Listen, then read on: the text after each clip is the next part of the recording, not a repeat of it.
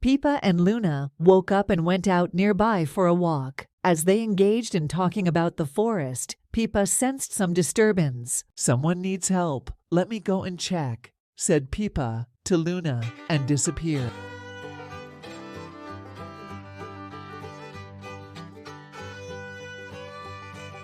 In a village, there lived an elderly farmer and his wife. Everyone in the village was old, and there were no young people. People thought the village was cursed.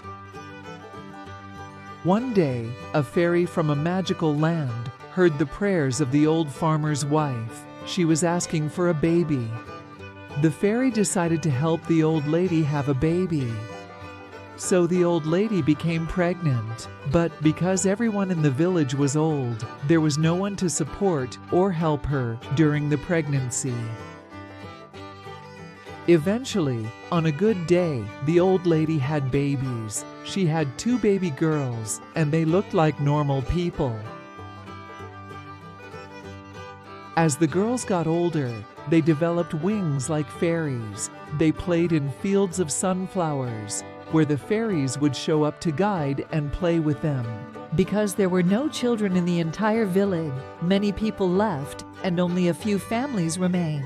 When the old lady became too frail, she asked her fairy daughters to get married and start a family. The only way to break the generational curse was through the daughters, but they couldn't find suitable partners.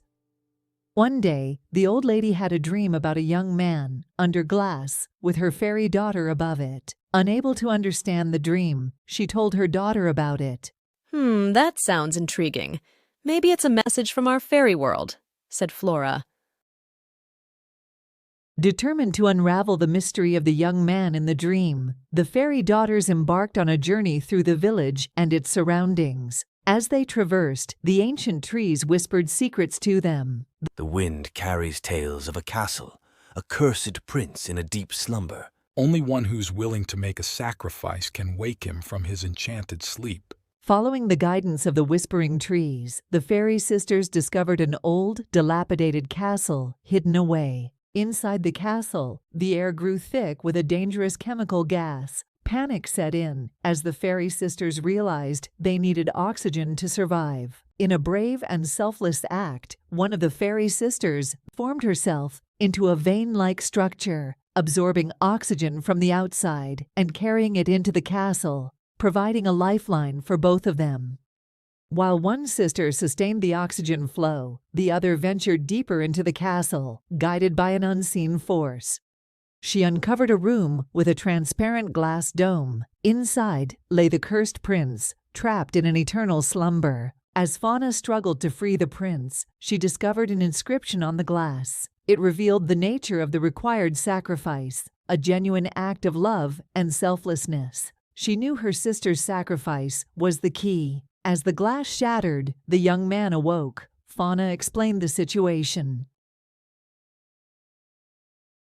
The prince recounted the events that transpired the day he left the village. He had embarked on a hunting expedition, utilizing a technique involving chemical gas to kill animals. Little did he know that this method would not only take the lives of the creatures, but also render the land barren.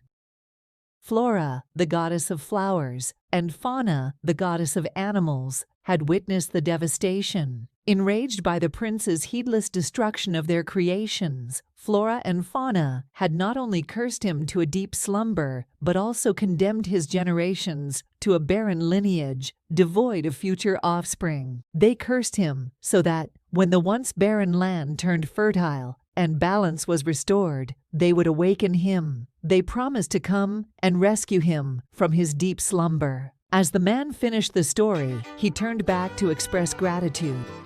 However, they vanished before he could thank them. Grateful for being freed, the young man returned to the village, where he met the old lady. The old lady's eyes lit up with recognition. It turned out that the young man was a descendant of a family that had left the village generations ago, seeking a better life. The young man got married to a girl from nearby village, and soon the village was filled with the laughter of children as the curse was finally broken. The once deserted village became vibrant and lively again.